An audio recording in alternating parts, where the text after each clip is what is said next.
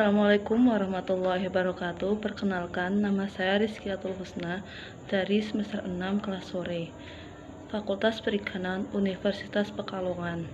Video ini saya buat untuk melengkapi tugas UTS tahap 1 mata kuliah bioteknologi. Bioteknologi sendiri secara umum adalah cabang ilmu yang mempelajari tentang makhluk hidup untuk menghasilkan barang dan jasa. Sedangkan bioteknologi perikanan adalah bioteknologi yang ditekankan khusus pada bidang perikanan.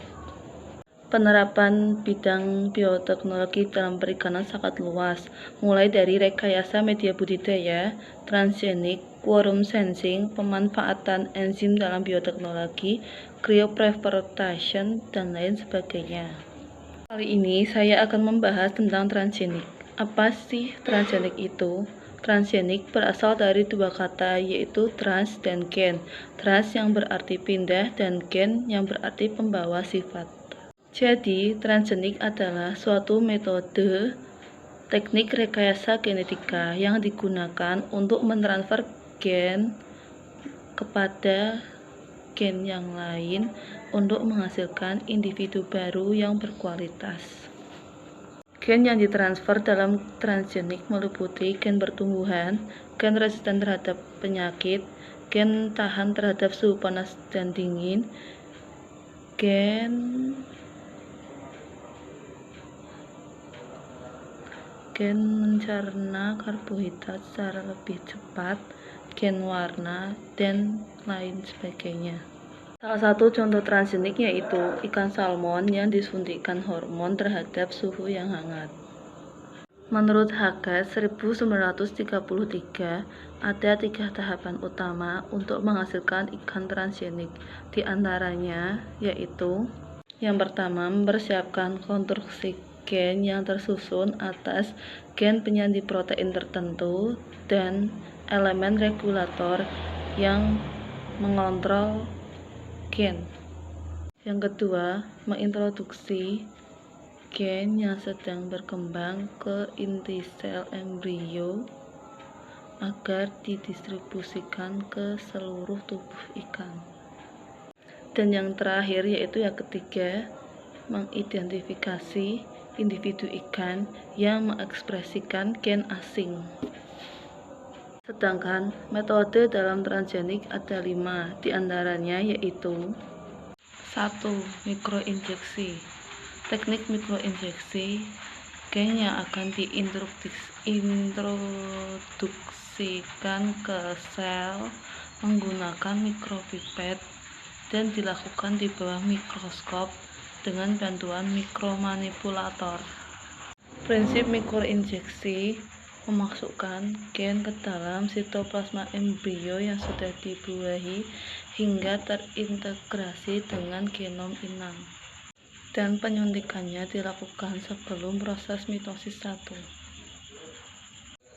Tahapan mikroinjeksi: 1. Persiapan telur. 2. Injeksi gen ke dalam telur. 3. Koleksi telur, sperma, dan fertilisasi.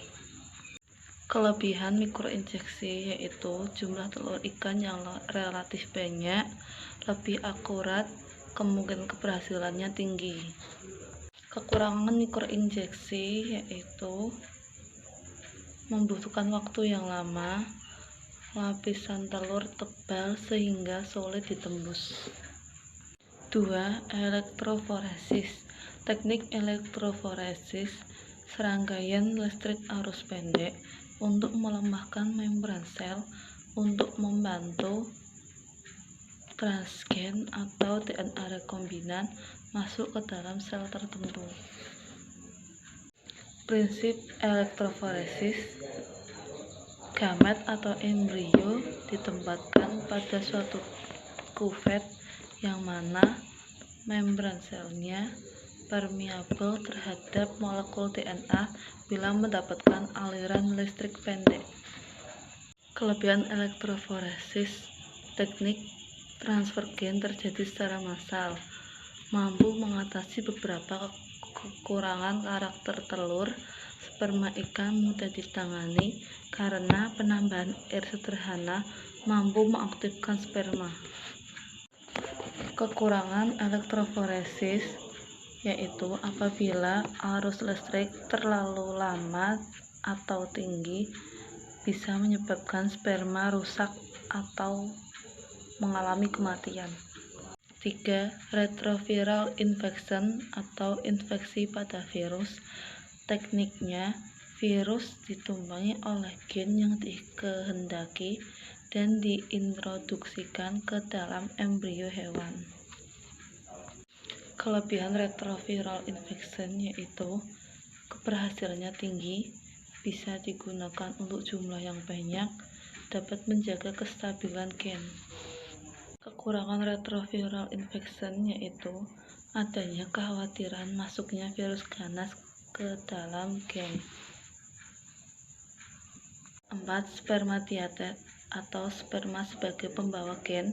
Tekniknya menggunakan sperma sebagai media, biasanya disuntikan ke dalam gonad. Kelebihan spermatiated yaitu sperma dapat digunakan dalam jumlah yang banyak. Kekurangan spermatiated yaitu tingkat keberhasilannya rendah dan tidak semua sperma bisa menyerap gen yang disuntikkan. 5. Particle bombardment atau partikel biolistik. Tekniknya memasukkan gen kemudian diikat dengan partikel dengan cara menembakkan ke sperma atau sel atau telur yang dituju. Kelebihan partikel bombardment adalah mudah ditangani dengan satu kali tembakan. Partikel dapat mencapai sasaran yang lebih dalam, bisa digunakan dalam berbagai macam jaringan. Kekurangan partikel bombardment yaitu kecenderungan menghasilkan banyak transgen yang mengandung salinan gen target yang terpotong atau tidak utuh. Aplikasi transfer gen sendiri dalam aquaculture meliputi peningkatan pertumbuhan, peningkatan terhadap daya tahan suhu dingin, peningkatan daya tahan terhadap patogen, dan lain sebagainya. Kelebihan transgenik secara umum yaitu membuat individu baru yang lebih menguntungkan atau unggul, produktivitas naik, penemuan di bidang kesehatan. Sedangkan kekurangan transgenik secara umum yaitu dapat mengganggu ekosistem, teknik yang cukup mahal, kekhawatiran tentang keselamatan konsumsi transgenik.